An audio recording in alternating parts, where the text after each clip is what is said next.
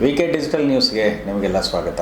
ರಾಜ್ಯಸಭೆಯ ಕಾಂಗ್ರೆಸ್ ಮುಖಂಡ ಹಿರಿಯ ನಾಯಕ ಮಲ್ಲಿಕಾರ್ಜುನ ಖರ್ಗೆ ಅವರು ಬಹಳ ಮಹತ್ವಪೂರ್ಣವಾದಂಥ ಒಂದು ಹೇಳಿಕೆ ಮತ್ತು ಘೋಷಣೆಗಳೊಂದಿಗೆ ಈಗ ನಮ್ಮ ಮುಂದೆ ಕಾಣ್ತಾ ಇದ್ದಾರೆ. 20 ವರ್ಷಗಳ ಹಿಂದೆ ನಾನು ರಾಜ್ಯದ ಮುಖ್ಯಮಂತ್ರಿ ಆಗಬೇಕಿತ್ತು.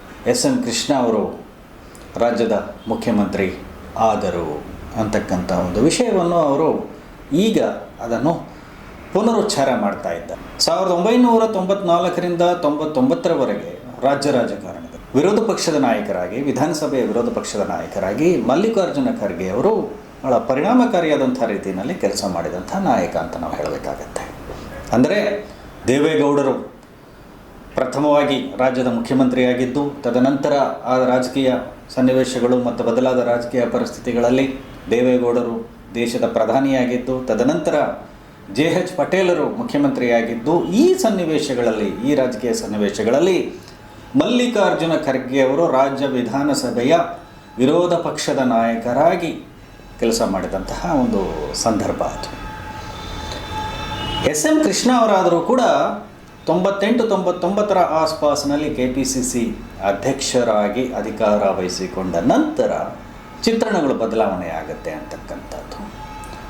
ಅವರು ಹೇಳಿರ್ತಕ್ಕಂಥ ಒಂದು ಹೇಳಿಕೆಯಲ್ಲಿ ಏನಾದರೂ ಅತಿಶಯಗಳಿವೆಯಾ ಅಥವಾ ಬೇರೆ ಇನ್ನೇನಾದರೂ ರಾಜಕೀಯವಾದಂಥ ಕಾರಣಗಳಿದೆಯಾ ಅಂತ ನಾವು ನೋಡಿದಾಗ, ಅಂದಿನ ಒಂದು ರಾಜಕಾರಣ ಮತ್ತು ರಾಜಕೀಯ ಪರಿಸ್ಥಿತಿಗಳನ್ನು ನಾವು ಪರಿಗಣಿಸಿದರೆ, ವಿರೋಧ ಪಕ್ಷದ ನಾಯಕರಾಗಿ 4-5 ವರ್ಷಗಳ ಕಾಲ ಕೆಲಸ ಮಾಡಿದಂತಹ ಮಲ್ಲಿಕಾರ್ಜುನ ಖರ್ಗೆಯವರು ಸಹಜವಾಗಿ ರಾಜ್ಯದ ಮುಖ್ಯಮಂತ್ರಿ ಆಗಬೇಕಾಗಿತ್ತು.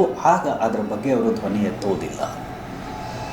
ಯಾಕೆ ಮಲ್ಲಿಕಾರ್ಜುನ ಖರ್ಗೆ ಅವರು ಆಗ ಮೌನವಾಗಿದ್ದರು ಅನ್ನೋದಕ್ಕೆ ಕೂಡ ಅವರಾಗ ಹೇಳಿದ್ದು, ನಾನು ಪಕ್ಷದ ನಿಷ್ಠಾವಂತ, ಹೈಕಮಾಂಡ್ ಯಾರನ್ನು ನಾಯಕನನ್ನಾಗಿ ಆಯ್ಕೆ ಮಾಡ್ತಾರೆ ಅದಕ್ಕೆ ನಾನು ಬದ್ಧನಾಗಿದ್ದೇನೆ ಅಂತ ಆವತ್ತು ಅವರು ಹೇಳಿದಂತಹ ಒಂದು ಹೇಳಿಕೆ ಅಂತಕ್ಕಂಥದ್ದು.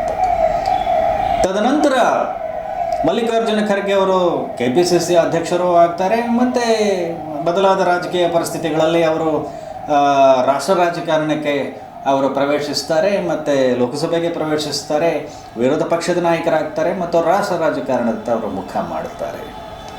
ಆದರೆ ಇವತ್ತು ರಾಜ್ಯದ ಒಂದು ರಾಜಕೀಯ ಆಡಳಿತಾರೂಢ ಪಕ್ಷದಲ್ಲಿ ಎದ್ದಿರ್ತಕ್ಕಂಥ ಕೆಲವು ಚರ್ಚೆಗಳು, ಕೆಲವು ವ್ಯಾಖ್ಯೆಗಳು, ಕೆಲವು ವ್ಯಾಖ್ಯಾನಗಳು, ಮುಂದಿನ ಮುಖ್ಯಮಂತ್ರಿ ಬದಲಾಗ್ತಾರಾ ಅಥವಾ ರಾಜ್ಯದ ಮುಖ್ಯಮಂತ್ರಿ ಸಿದ್ದರಾಮಯ್ಯನವರು ಬದಲಾಗ್ತಾರಾ, ಡೆಪ್ಯೂಟಿ ಚೀಫ್ ಮಿನಿಸ್ಟರ್ ಆಗಿರ್ತಕ್ಕಂಥ DK ಶಿವಕುಮಾರ್ ಅವರಿಗೆ ಮುಖ್ಯಮಂತ್ರಿ ಯೋಗ ಇದೆಯಾ, ನವೆಂಬರ್ ನಂತರ ಯಾವ ರೀತಿಯಾದಂಥ ಒಂದು ರಾಜಕೀಯವಾದಂಥ ತಿರುವುಗಳು ತೆಗೆದುಕೊಳ್ಳುತ್ತೆ ಅಂತಕ್ಕಂಥದ್ರ ಬಗ್ಗೆ ಇವತ್ತು ಸಾಕಷ್ಟು ಒಂದು ರಾಜಕೀಯವಾದ ಚರ್ಚೆ ಮತ್ತು ರಾಜಕೀಯವಾದಂಥ ಒಂದು ತೆರೆಮರೆಯ ಚಟುವಟಿಕೆಗಳು ಇವತ್ತು ಆಡಳಿತಾರೂಢ ಪಕ್ಷದಲ್ಲಿ ನಡೀತಾ ಇದೆ ಅಂತಕ್ಕಂಥದ್ದು. ಒಂದು ಹಂತದಲ್ಲಿ ಇವತ್ತಿಗೂ ಕೂಡ ನಮಗೆ ಗೊತ್ತಿಲ್ಲ, ರಾಜ್ಯದಲ್ಲಿ 2 ವರ್ಷಗಳ ಹಿಂದೆ ಕಾಂಗ್ರೆಸ್ ಪಕ್ಷ ಅಧಿಕಾರ ವಹಿಸಿಕೊಂಡಂತಹ ಆರಂಭದ ದಿನಗಳಲ್ಲಿ ದಿಲ್ಲಿ ವರಿಷ್ಠರ ನಡುವೆ ಯಾವುದೋ ಒಂದು ಒಪ್ಪಂದ ಆಗಿದೆಯಾ, ಸಿದ್ದರಾಮಯ್ಯನವರು ಇಂತಿಷ್ಟೇ ಅವಧಿಗೆ ಮುಖ್ಯಮಂತ್ರಿ ಆಗಿರ್ತಾರೆ ಅನ್ನೋದ್ರ ಬಗ್ಗೆ ಯಾವುದಾದರೂ ಒಂದು ಷರತ್ತು ಇದೆಯಾ ಮೌಖಿಕವಾಗಿ, ಅಥವಾ ಹಾಗಿದ್ದರೆ ಸಿದ್ದರಾಮಯ್ಯನವರು ಪದೇ ಪದೇ ನಾನೇ 5 ವರ್ಷಗಳ ಕಾಲ ಮುಖ್ಯಮಂತ್ರಿ ಅಂತ ಅವರು ಯಾಕೆ ಹೇಳಬೇಕು ಅಂತಕ್ಕಂಥ ವಿಷಯಗಳು ಇವತ್ತು ಮಾಧ್ಯಮದಲ್ಲಿ ಪ್ರತಿದಿನ ಚರ್ಚೆ ಆಗ್ತಾ ಇದೆ ಅಂತ. ಪ್ರಾಯಶಃ ಇವತ್ತು ಮಾಧ್ಯಮಗಳಲ್ಲಿ ಹೆಚ್ಚು ಚರ್ಚೆ ಆಗ್ತಾ ಇರತಕ್ಕಂಥ ವಿಚಾರಗಳೇ ಮುಂದಿನ ಮುಖ್ಯಮಂತ್ರಿ ಅಂದರೆ ಸಿದ್ದರಾಮಯ್ಯನವರ ಮುಖ್ಯಮಂತ್ರಿಯಾಗಿ ಮುಂದುವರಿತಾರಾ ಅಥವಾ DK ಶಿವಕುಮಾರ್ ಅವರು ನವೆಂಬರ್ ಹೊತ್ತಿಗೆ ರಾಜ್ಯದ ಮುಖ್ಯಮಂತ್ರಿ ಹುದ್ದೆಯನ್ನು ಅಲಂಕರಿಸ್ತಾರ ಅಂತಕ್ಕಂಥ ಒಂದು ಚರ್ಚೆಗಳು ವ್ಯಾಪಕವಾಗಿ ಇವತ್ತು ಕೇಳಿ ಬರ್ತಾ ಇರೋದು. ಇದರ ಮಧ್ಯೆ ಈ ದಿನ ನಮಗೆ ಕಳೆದ ಒಂದು 3-4 ದಿನಗಳ ಒಂದು ಅಂತರದಲ್ಲಿ ನಮಗೆ ಕೇಳಿ ಬರ್ತಾ ಇರತಕ್ಕಂಥ ಒಂದು ಸುದ್ದಿ ಏನು ಅಂತ ಹೇಳಿದರೆ, ಮಲ್ಲಿಕಾರ್ಜುನ ಖರ್ಗೆಯವರು ನಾನು ಆವತ್ತೇ ಕರ್ನಾಟಕದ ಮುಖ್ಯಮಂತ್ರಿ ಆಗಬೇಕಾಗಿತ್ತು, ನನಗೆ ತಪ್ಪಿ ಹೋಯಿತು ಅಂತಕ್ಕಂಥ ಅರ್ಥದಲ್ಲಿ ಅವರು ಮಾತನಾಡ್ತಾ ಇದ್ದಾರೆ. ಏನಿದರ ರಹಸ್ಯ? ಈ ರೀತಿಯಾದಂಥ ಹೇಳಿಕೆಗಳನ್ನು ಈ ಸಮಯದಲ್ಲಿ ಖರ್ಗೆ ಅವರು ಈ ರೀತಿಯಾದಂಥ ಹೇಳಿಕೆ ನೀಡಿದಾಗ ಮಲ್ಲಿಕಾರ್ಜುನ ಖರ್ಗೆಯವರು ರಾಷ್ಟ್ರ ರಾಜಕಾರಣವನ್ನು ತೊರೆದು ರಾಜ್ಯ ರಾಜಕಾರಣಕ್ಕೆ ಮರಳುತ್ತಾರಾ ಅಂತಕ್ಕಂಥ ಒಂದು ವಿಷಯ ಬಹಳ ಕುತೂಹಲಕರವಾಗಿದೆ ಅಂತಕ್ಕಂಥದ್ದು.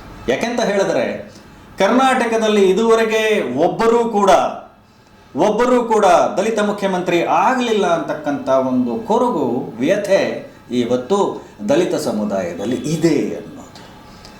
ನಿನ್ನೆಯಷ್ಟೇ ಮತ್ತೆ ಡಾಕ್ಟರ್ ಜಿ ಪರಮೇಶ್ವರ್ ಅವರು ಕೂಡ ಒಂದು ಪರೋಕ್ಷವಾದಂಥ ಹೇಳಿಕೆ ಕೊಟ್ಟಿರ್ತಕ್ಕಂಥದ್ದನ್ನು ಗಮನಿಸಿದರೆ, ಮಲ್ಲಿಕಾರ್ಜುನ ಖರ್ಗೆ ಅವರು ಹೇಳಿರ್ತಕ್ಕಂಥ ಹೇಳಿಕೆಯನ್ನು ಯಾರು ಅಪಾರ್ಥ ಮಾಡಿಕೊಳ್ತಕ್ಕಂಥದ್ದು ಸರಿ ಹೋಗುವುದಿಲ್ಲ ಅಂತ ಹೇಳಿದ್ದಾರೆ, ನಿಜ. ಆದರೆ ಎಲ್ಲೋ ಒಂದು ಕಡೆ ರಾಜ್ಯಕ್ಕೆ ಒಬ್ಬ ದಲಿತ ಮುಖ್ಯಮಂತ್ರಿ ಅಥವಾ ಹಿಂದುಳಿದ ವರ್ಗ ಅಥವಾ ನಾವು ಏನೇ ಹೇಳಿದ್ರೂ ಕೂಡ ಆಗಬೇಕಾಗಿದೆಯಾ ಅಂತಕ್ಕಂಥ ಒಂದು ಚರ್ಚೆಯು ಕೂಡ ಇವತ್ತು ದಿಢೀರಾಗಿ ಮತ್ತೆ ಎದ್ದು ಕೂತಿದೆ ಅಂತಕ್ಕಂಥದ್ದು. ಸೊ ಹೀಗಾಗಿ ರಾಜಕಾರಣದಲ್ಲಿ ಯಾವ ಕ್ಷಣದಲ್ಲಿ ಯಾವ ನಿಮಿಷದಲ್ಲಿ ಯಾವ ಬದಲಾವಣೆಗಳಾಗುತ್ತೋ ಗೊತ್ತಿಲ್ಲ. ಹೀಗಾಗಿ DCM ಆಗಿ ಕೆಲಸ ಮಾಡ್ತಾ ಇರ್ತಕ್ಕಂತಹ KPCC ಅಧ್ಯಕ್ಷರೂ ಆಗಿರ್ತಕ್ಕಂಥ ಶಿವಕುಮಾರ್ ಅವರು ಬಹಳ ಆಶಾಭಾವನೆಯನ್ನು ಹೊಂದಿದ್ದಾರೆ. ಮತ್ತು ರಾಜ್ಯದ ಒಂದು ಪ್ರಭಾವಿತ ಒಂದು ಸಮುದಾಯ ಆಗಿರ್ತಕ್ಕಂಥ ಒಕ್ಕಲಿಗರು ಕೂಡ ಮುಂದಿನ ಮುಖ್ಯಮಂತ್ರಿ ಶಿವಕುಮಾರ್ ಆಗ್ತಾರೆ ಅಂತಕ್ಕಂಥ ಒಂದು ಭರವಸೆಯ ಮೇಲೆ ಇದ್ದಾರೆ. ಹೀಗೆ ಈ ಸನ್ನಿವೇಶದಲ್ಲಿ ಮಲ್ಲಿಕಾರ್ಜುನ ಖರ್ಗೆ ಅವರು ರಾಷ್ಟ್ರ ರಾಜಕಾರಣದಿಂದ ರಾಜ್ಯ ರಾಜಕಾರಣದ ಹತ್ರ ಮುಖ ಮಾಡ್ತಕ್ಕಂಥ ರೀತಿಯಲ್ಲಿ ಬರ್ತಾ ಇರ್ತಕ್ಕಂಥ ಹೇಳಿಕೆಗಳು ನೋಡಿದಾಗ ಎಲ್ಲೋ ಒಂದು ಕಡೆ ಮಲ್ಲಿಕಾರ್ಜುನ ಖರ್ಗೆ ಅವರಿಗೂ ಕೂಡ ಒಳಗೆ ನಾನು ಕರ್ನಾಟಕದ ಮುಖ್ಯಮಂತ್ರಿ ಆಗಬೇಕಿತ್ತು ಅಂತಕ್ಕಂಥ ಒಂದು ಒಳಾಂತರ ಇವತ್ತು ಬಹಿರಂಗ ಆಗಿರ್ತಕ್ಕಂಥದ್ದು. ಇವೆಲ್ಲವೂ ನೋಡಿದಾಗ ನಮಗನ್ಸುತ್ತೆ ಮುಂದಿನ ದಿನಗಳಲ್ಲಿ ಕರ್ನಾಟಕದ ಆಡಳಿತಾರೂಢ ಪಕ್ಷದಲ್ಲಿ ಏನು ಆಗತ್ತೆ, ಮುಂದಿನ ಮುಖ್ಯಮಂತ್ರಿ ಬದಲಾವಣೆ ಅನಿವಾರ್ಯ ಆಗುತ್ತಾ, ಖರ್ಗೆ ಅವರು ನಿಜಕ್ಕೂ ಕೂಡ ಈಗಿನ ಸನ್ನಿವೇಶದಲ್ಲಿ ದೇಶದ ರಾಜಕಾರಣ ಅಥವಾ ರಾಷ್ಟ್ರ ರಾಜಕಾರಣವನ್ನು ತೊರೆದು ಅವರು ರಾಜ್ಯ ರಾಜಕಾರಣದ ಹತ್ರ ಮುಖ ಮಾಡ್ತಾರ, ಮುಖ ಮಾಡೋದೇ ಆದರೆ ಅದಕ್ಕೆ ಸೋನಿಯಾ ಗಾಂಧಿ ಮತ್ತು ರಾಹುಲ್ ಗಾಂಧಿ ಅವರು ಒಪ್ತಾರ, ಇವೆಲ್ಲವೂ ಕೂಡ ನಮ್ಮ ಮುಂದಿರ್ತಕ್ಕಂಥ ಪ್ರಶ್ನೆಗಳು. ಇದಕ್ಕೆಲ್ಲ ಕಾಲವೇ ಉತ್ತರ ಆಗುತ್ತೆ ಅಂತಕ್ಕಂಥದ್ದು. ಇದು ಈವರೆಗಿನ ಸುದ್ದಿಗಳು. ಮತ್ತಷ್ಟು ಸುದ್ದಿಗಳಿಗಾಗಿ ನೋಡ್ತಾ ಇರಿ VK ಡಿಜಿಟಲ್ ನ್ಯೂಸ್. ವೀಕ್ಷಕರೇ, VK digital news YouTube channel ಅನ್ನು ಲೈಕ್ ಮಾಡಿ, ಸಬ್ಸ್ಕ್ರೈಬ್ ಮಾಡಿ ಮತ್ತು ಹೆಚ್ಚಿನ ಜನರಿಗೆ ಶೇರ್ ಮಾಡಿ.